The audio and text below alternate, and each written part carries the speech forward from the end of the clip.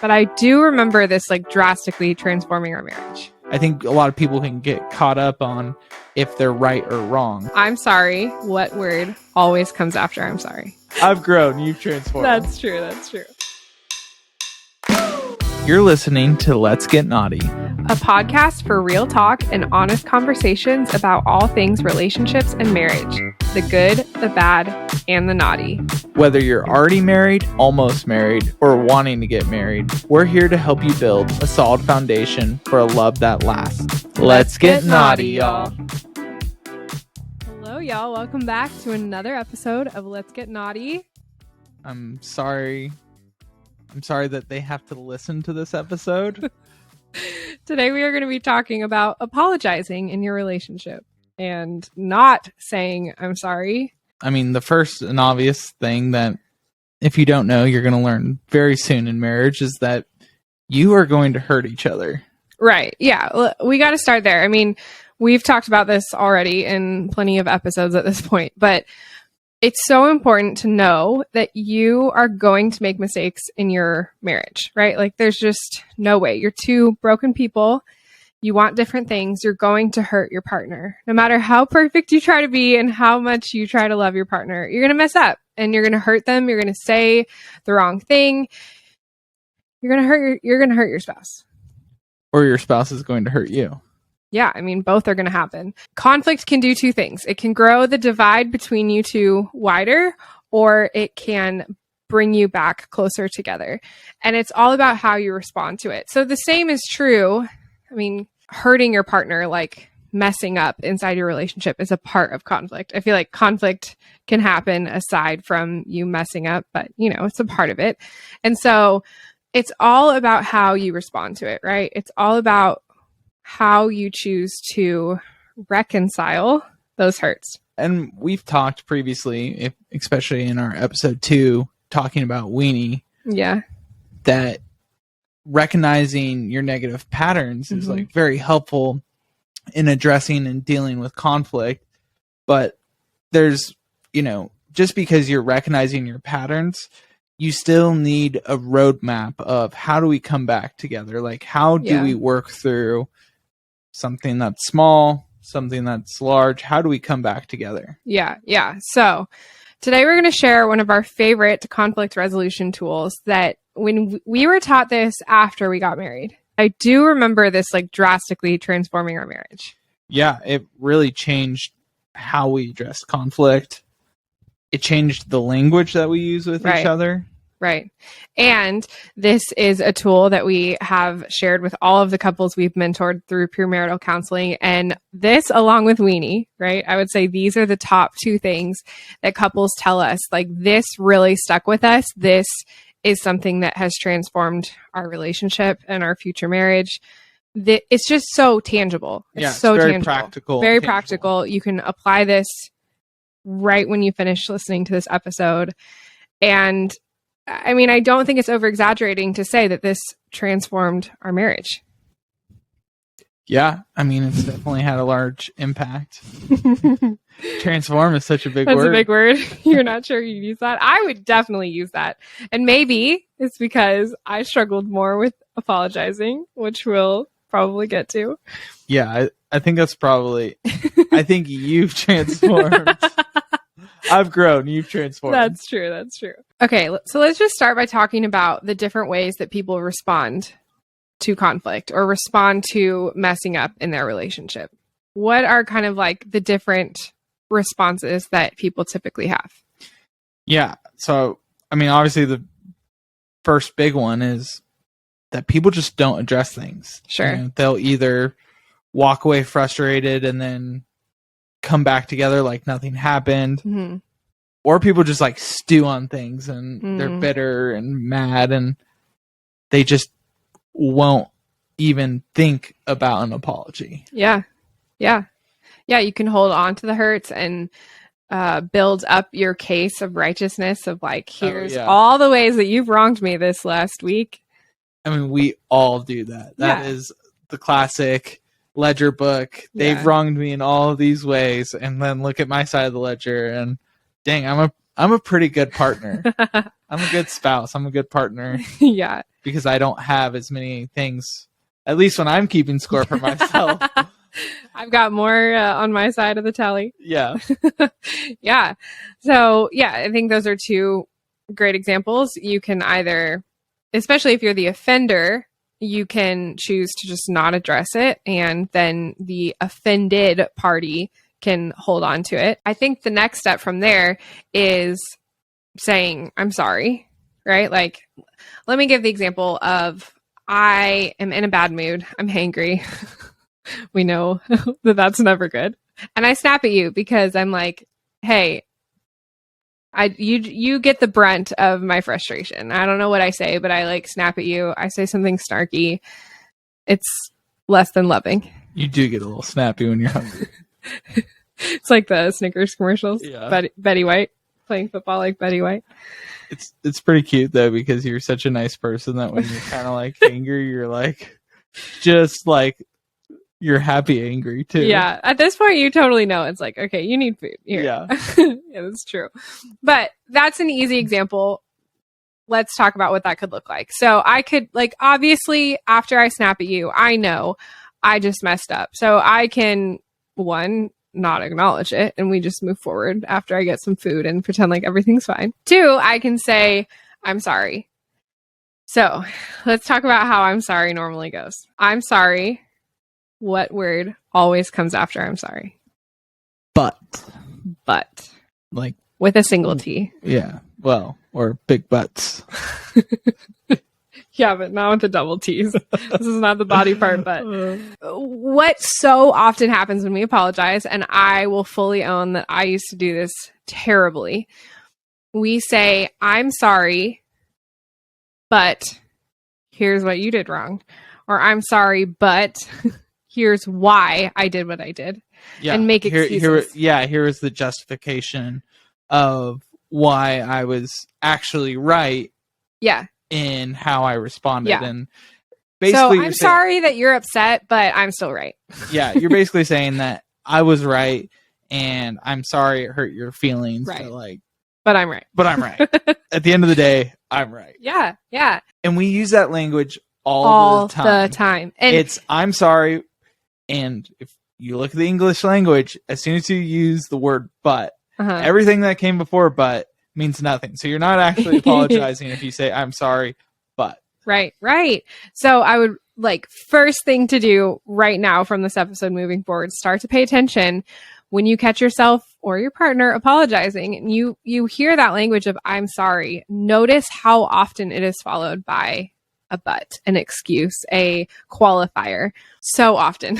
It's just part of our language. It's just what we do. And that's part of our pride and our stubbornness. I mean, that's what we see so often is that, you know, either people apologize either very insincerely in their tone, and like that's almost worse than not apologizing, or they're going to apologize with the qualifier of but, you know, something that disqualifies their actual apology. Yeah. So when your spouse just hurt your feelings, they clearly did something wrong, and they're over there like, hey, I'm sorry you're upset, but here's why I was right to do what I did or said what I said. Like, how does that make you feel? You're like, screw you. Like, no, you know, like that's not an actual apology, right? Because it's just like all that does is it deepens this feeling that you are on opposite sides and you're both trying to build your case for who's right and who's wrong, because that is unfortunately how our sinful nature wants to approach conflict and hurt. But that is not ultimately productive in marriage. When you are two people that have become one, no one wins if one person wins. Yeah, I mean, it just ends up leading to a lot of bitterness. Yeah. And, you know, going back to the ledger of just keeping score. Yeah. Right. I think that's one of the things we see a lot of times is that people keep score. Right. In their relationship.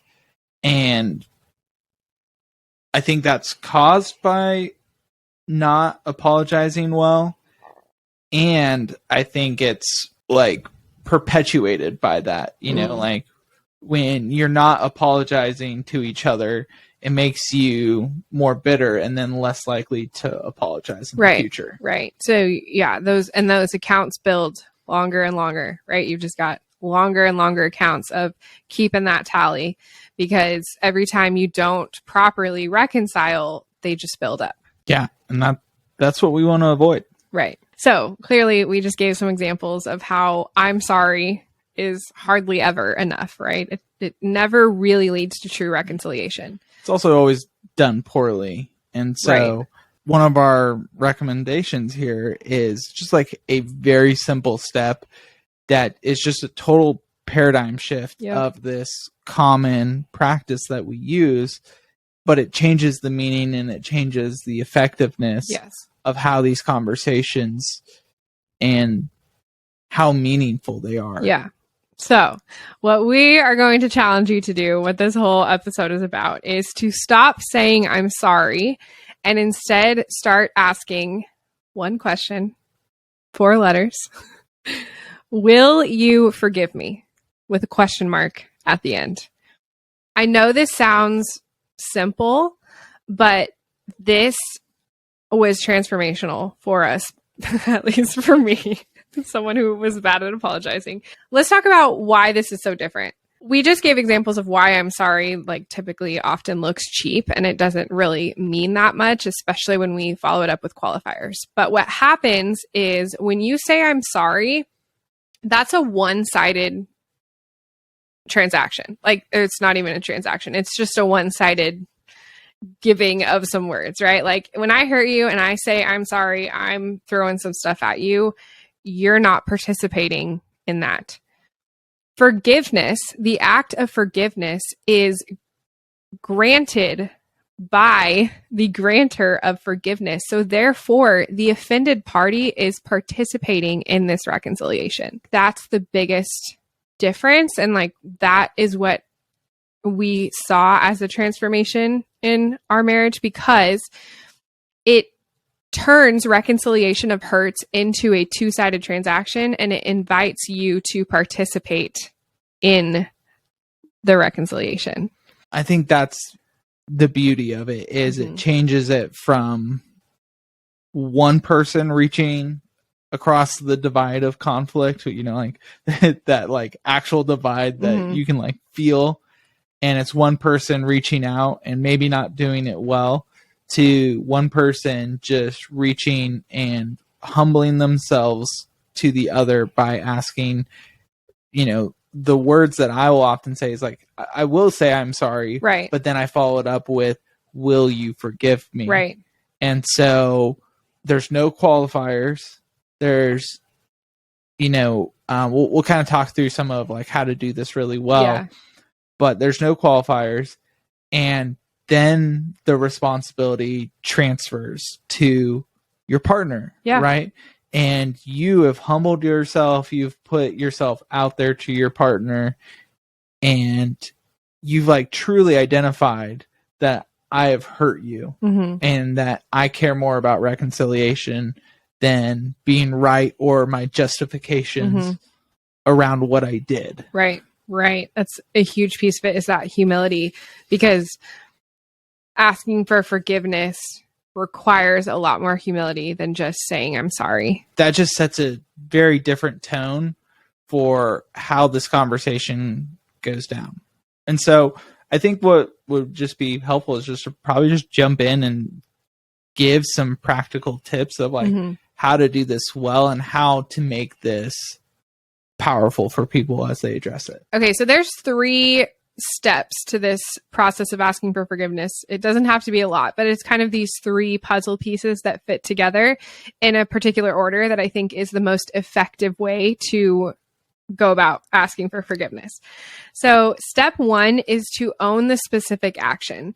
So sometimes what has happened in our marriage is like, you'll ask, you know that you hurt me, and you'll be like, will you forgive me? And I'll be like, for what?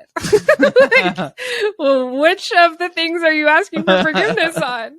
Because if you don't own the specific action, that is really important for like knowing what you're actually apologizing for. A good example of this is, just one of those small, may seem silly, but like actually hurtful things that I have been known to do from time to time is my wife will want to have a conversation with me, and she'll start talking to/at me.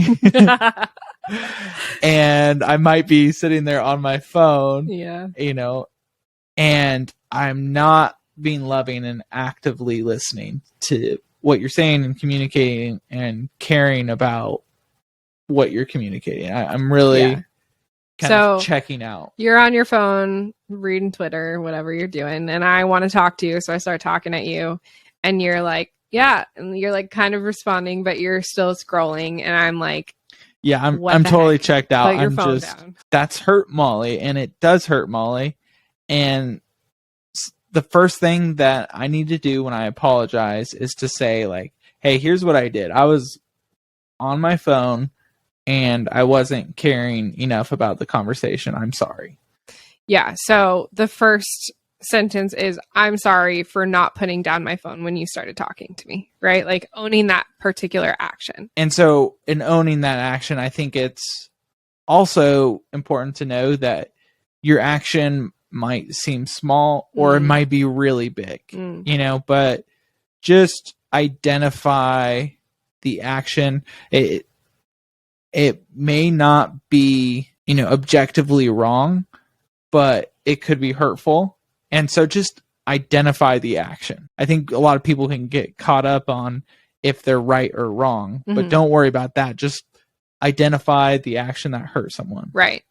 And then step 2, right after that, is identifying the hurt. So what did your action produce in your spouse? So that example would be like, yeah, that I don't prioritize you, and that I care more about what is going on fantasy sports football. Or fantasy football, or guys, fantasy season just started, and I'm that's grieving my marriage. It's very relevant right now because fantasy just started.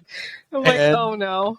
You gotta check your phone every once in a while and see what's going on. I'm on my phone checking fantasy, and I just got home from work, and my wife wants to talk to me about life, and I'm a little distracted. Yeah. And so apologizing for being on my phone and identifying that action, but then identifying how it hurts my wife. How it made me feel. So that example would be, I am not prioritizing you, that I'm not treating you as my priority, that I'm not seeing you and caring for what's important to you. Right. Like those would be probably, the 2 best examples of how that's hurting you. Right. So the action, the step 1 was identifying not putting down your phone when I tried to speak to you. But then the actual effect that had on me, like owning the hurt, is me not feeling prioritized, essentially. So those 2 things. And then very simple step 3 is asking that 4-letter question, will you forgive me? Yep. So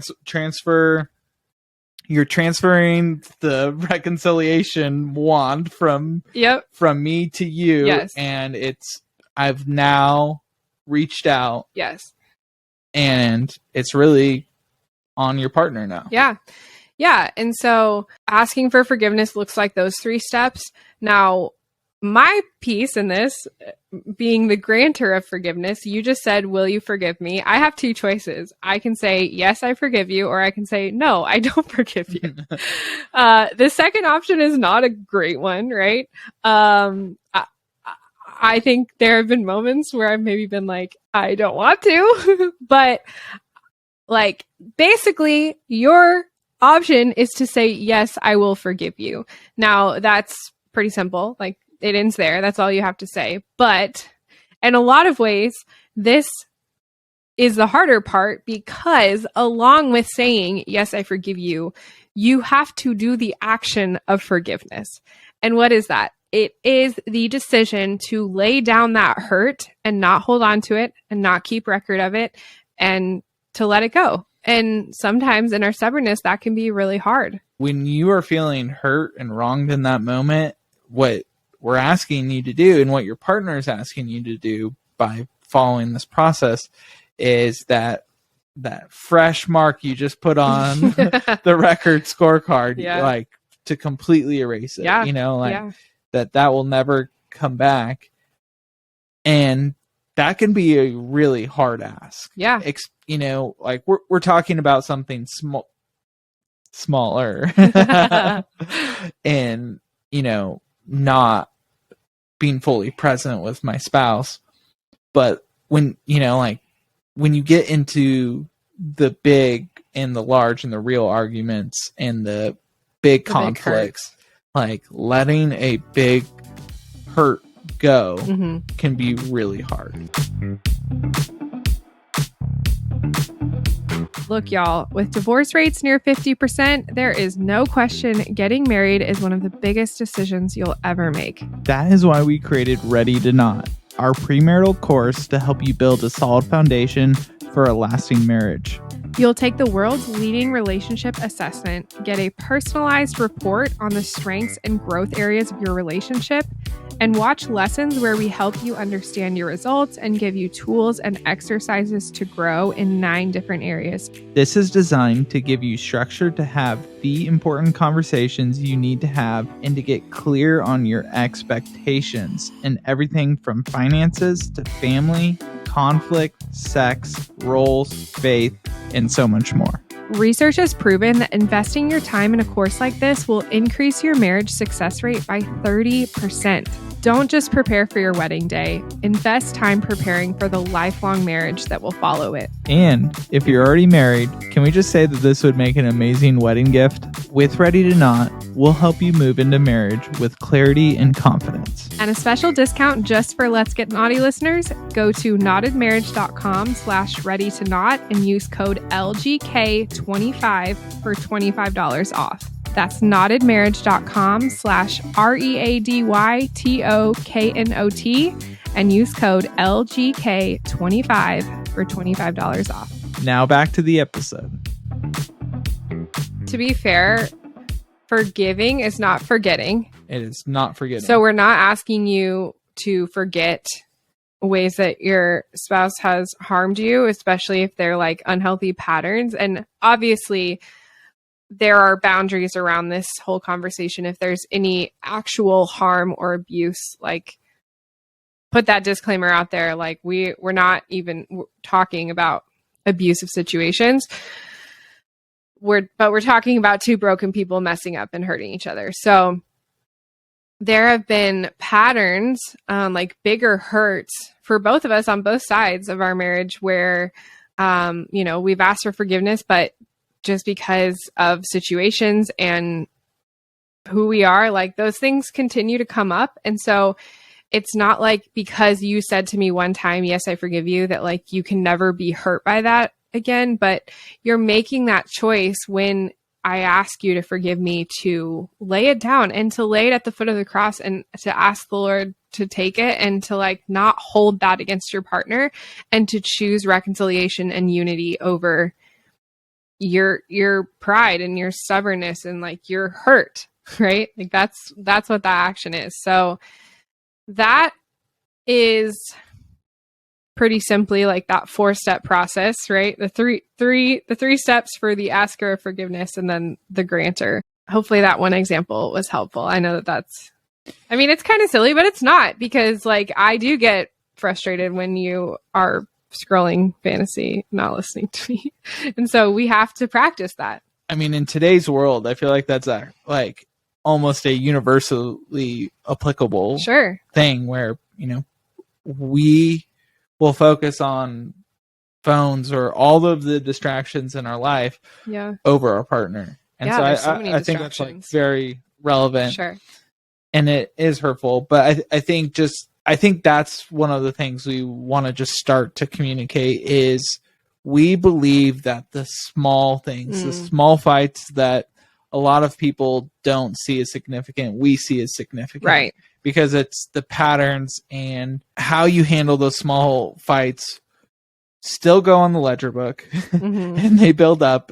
And it also teaches you how to handle larger fights. So if you're handling the small fights wrong and poorly, and you're just, building more on your ledger book, then you're going to do that in the big things. Yeah.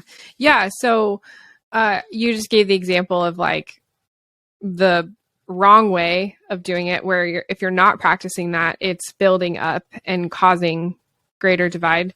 But what we've seen for us is that as we started practicing this, I think at first it felt kind of weird because we're naturally just used to saying, I'm sorry. But when we were taught this and we started practicing this, it felt a little foreign, but it very quickly became a muscle for us that we started to use and practice.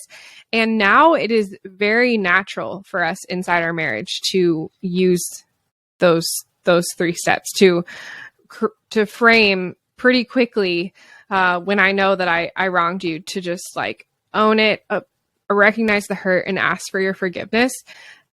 Will you forgive me? That language has become very natural to us. And so it's just like so many things we've talked about. It's kind of a muscle that you learn to practice. So I love how you pointed out, even in the small things that might seem menial, that like aren't important because you can both just move on after they happen. If you start to practice this in the small things, it becomes much easier to then also use it for the big things and the big hurts and the big conflicts. And that is why how you handle the small things matters so much, because they really dictate how efficiently you'll handle the big ones too. I think this is just where, when we've said it's been transformational, I think it's the pattern, and our relationship has the presence of forgiveness. Yes. And that, I think that's where a lot of marriages start to struggle, is that is there's not forgiveness. And I think that leads to bitterness and frustration and just separation. Right. Yeah. And so I think that has been why we consider it transformational, is because it allows us to continue to have that tone of reconciliation. Exactly. We have an environment in our marriage of grace and forgiveness. And I just think that that's so important, because if you think about a marriage where you can't mess up, where you can't apologize for messing up, therefore you can't mess up, you feel like you have to be your perfect self, a marriage like that will not last. Or if it does last, you're going to be really miserable and bitter, and it's not going to be pretty. A marriage, a union between two people that is full of love, is full of grace. Like it just has to be. And so I think that's a great point, that this muscle has helped us build just that environment of grace. Like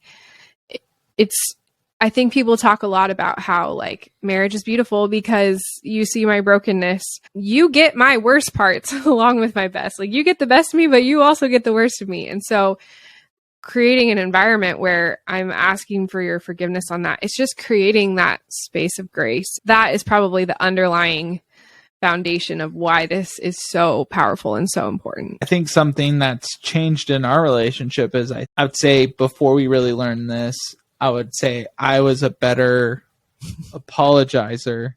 But now that we've like started this technique, I think like for a while, I think I was still a better apologizer. But I think like you've like really taken this and like I think we've said this before, but you are probably the better apologizer now. I think part of that is because I've learned better how to see myself and my mistakes, but mostly I think a lot of it has to do with the fact that I've grown enough in our marriage to see that I want to be unified with you, and when I'm not, like it's just I heard this said by one of the couples at our church. They always say when they see their marriage in light of the purpose of their marriage, they realize they don't have time. Like they can't afford to not be right with each other. And I think that just helps me like to be quick to ask for forgiveness, to be quick to seek reconciliation, because I desire that unity with you. And when I've messed up, it's a lot easier for me to own that now because I see what happens when I don't, and I see what happens when I do, and the latter is a much better experience. Yeah. And I think something that like right now has been very practical for us is that we've had this baseline of communication. And so when we've had like new stressors in our life, aka my parents have been living with us. I don't think we've shared that on the podcast last month yet. Okay, so my parents just moved from California. They came in like a little bit of a tornado, and they've been living with us, and we're buying them a house. There's a lot more there. Yeah. But there's been just stressors on I feel like multiple levels. Anyone on the face of the earth would know that like in-laws living with you is obviously added stressors. Everyone can acknowledge that. We love your parents. Like, let's clarify that. But love my parents. Yeah, obviously it's been challenging. And so we in our marriage have had to navigate that with added stressors. But like you said, I think because like when those stressors get added, we have that muscle of working through reconciliation and we do it quickly. Like that, I think is the biggest difference for me, at least. Even when I got better at apologizing, I would not do it quickly. Now I feel like we're pretty good generally, both of us, at being pretty instant in seeking reconciliation when we know we've messed up. I think we're pretty real in that we have a lot of things we're not sure. good at. I'm not saying we're perfect. But I feel like this is a strength of our relationship and something that, I think can just really help marriages. And so I know we've talked a lot about ours, but I think it's a really good example of just this has really blessed us. And that's why we're sharing so much about how this has looked for us. Yeah. Is because we know the power of it. And we know that like this is really easy for people to start applying and just start looking for those small opportunities in your relationship where you can just change the tone of your relationship totally by just starting to say, I'm sorry I hurt you that way and that must have made you feel this way. Will you forgive me? Yeah, I think that's huge. We know marriages that are hurting because hurts have built up and they have struggled through this action, right? And you can see, I just have seen so tangibly what happens when you don't practice this. And let me tell you, it is so much harder to start this when the ledgers are long. Right. It becomes really hard. And so very hard. I think just really encourage you as you're listening. Maybe you already do this and that's amazing. I feel like for us, I don't know. Like I said, I'm curious. I'm really curious to hear what people think hearing this, because for me, this was just so foreign. I mean, the idea of forgiveness, you're like, yeah, I say I'm sorry, but like just this, I don't know. It just changed a lot, but really practice it, because I just look back early in our marriage and I totally can see how you would hurt me and I would just hold on to it and I would be so self-righteous and like, he just did this and I'm so annoyed, and I would like hold on to it and I would relish in getting to stew on something because I just had this ugly pride and self-righteousness in me that wanted that. And I wanted to collect a ledger to prove that my frustration is right. Like I really did. I had that in my heart and I was practicing that in the first year of our marriage. And so, not to boast in our marriage or what we do well, but like I'm sharing that we are quick to do this now and celebrating that, because I know I was so bad at this before, but just to paint the picture of like how much this really has helped. Hear us say that we have hurt each other and there are hurts in our marriage that like we're working through just because we've been through hard things and we've hurt each other. Like we're not perfect at this, but practicing this muscle has been huge. Yeah. And just for the men out there, so many men want to know, like, well, what does it look like to be a leader in your family? And, like, especially in such equalitarian, is that the correct term? Egalitarian, society where like men and women are the same. Like, what does it mean when God calls you to be the leader? And I think that's like, this is a great example of how to be a leader in your relationship, is be a leader in seeking forgiveness and setting the tone for your family, because it really is a tone, and it does permeate everything. And maybe this is over gender stereotyping, but like I feel like a lot of men struggle with have some pride. Sure. And like this is just humbling yourself when you acknowledge the action you did that was wrong, how it hurt someone, and then just reach for forgiveness. Yeah, and I know we talked about this in episode 4. I feel like I've talked about humility in every episode because, like I said in episode 4, I believe humility is the answer to every problem in marriage. But I'm going to go back to it again because I think it's super relevant here, because what we've shared is that idea that, like, if you can lead out, if someone leads out in that asking for forgiveness, that is a act of humility. Like saying, "Will you forgive me?" is an actual tangible action of humbling yourself. That brings humility to the table. And as we shared, like I am so, when you come to me with humility and you seek forgiveness, it is so much easier for me to offer that forgiveness and grant that reconciliation and move forward with you. And also let go of that ledger and that like pride of holding on to that hurt, and choose humility as well, because you led in that way. And so I love that you challenged the men to lead. I love that. But if you're a female listening, like you can lead in this too. Both parties are going to be better off in seeking to be a better asker of forgiveness. I love to challenge men to like step up and lead, but you can change your relationship from regardless of if you're a man or a woman. Both parties. You can still change that tone of your relationship. Because that really is what it does. And I think that's why I keep saying it was transformational for us, because instead of having that tone of who's right and who's wrong and holding on to things and all that, it brings a completely different tone and environment to your marriage. And that's huge. Okay, now to back up to something you said there. Oh no. You talk about humility as the answer to marriage. I feel like we need to get like a jar or something that you have to put $1 in every time you say that. No. That is like your go-to statement. And it's so accurate. But it's like the one thing you always go to. Keep a tally of how many times humility is the answer. We just need like one of those rolling things where it just shows all the times you say it. Oh no, I'm embarrassed. I probably will repeat that a lot, but I genuinely believe it. So, there's that. Okay, so besides me being embarrassed by the tally you're about to start of how many times I talk about humility, let's just recap really fast, because I think I want to make sure people hear, maybe write these down, these 3 things.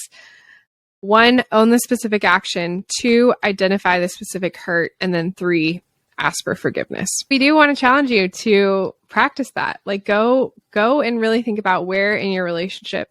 Obviously, we're talking about this in context of marriage, but this action of reconciliation is true in any relationship that you have. I feel like maybe 2 things that they can apply this to. 1 is just start to pay attention to you or your spouse or anyone in your life, even when you're watching media. Like when you see, "I'm sorry," notice what comes after that. Yeah. Check the tone of how "I'm sorry" said. Yeah. See how many qualifiers, like see if anyone ever actually like says "I'm sorry" and means it. Yeah. Genuine. And then step 2 is like, see if people ever ask for forgiveness. Yeah. Yeah. It's funny because this has become so natural to me that I do this in like random relationships, and people will literally look at me like, what? Like what? Yeah. Just because it's so foreign. Like if I mess up something at the grocery store, like I'll like hit someone with my cart and be like, "Oh my gosh, I'm so sorry. Will you forgive me?" And they look at me like I'm a crazy person. But that's just how natural it's become to me, right? Like I don't know. It's become a part of my vocabulary now and like part of that muscle. But practice that. It might feel funny at first. People might look at you kind of weird. I think that's my hope as you guys are listening to this, that you have, you know, maybe one big thing or a few things where it's just like, man, like as they were talking through this, I know I have this. That would be a great opportunity. And don't let that go. Like, go today to your partner, to whoever you need to reconcile with, and just try this 3-step approach. And just, you know, I hope that their face is like very confused, like, what are you doing to me? Yeah. And that it just changes your relationship. But like, go try it. I hope that there's just something in your head that's just sticking out, like, I need to go resolve this conflict. Yeah, that's a great point. Like, we would challenge you to now be aware of this and practice it the next time you mess up. But can you start right now with something you already know that you have an offense you can seek forgiveness on? Just even something tiny, like go to your partner, try those 3 steps and see what happens. Yeah. Let us know how it goes. Yeah, we want to know how that conversation goes. Let us know how your partner reacts. Yes. And just like how it affects, you know, how that conversation goes. Yeah, we'd love to hear. All right, we will see you guys next week. Bye, y'all. Bye. Thanks so much for hanging out with us for another episode of Let's Get Naughty. Remember to subscribe so you don't miss an episode. And if you want more encouragement, join us on Instagram and YouTube at Knotted Marriage to check out all the other resources we have to help you build a tighter marriage. If this conversation encouraged you in any way, please consider leaving us a review on whatever platform you're listening and posting a screenshot on social media. That support means more than you know and really helps us reach more couples. We'll see you for next week's episode. Go get naughty.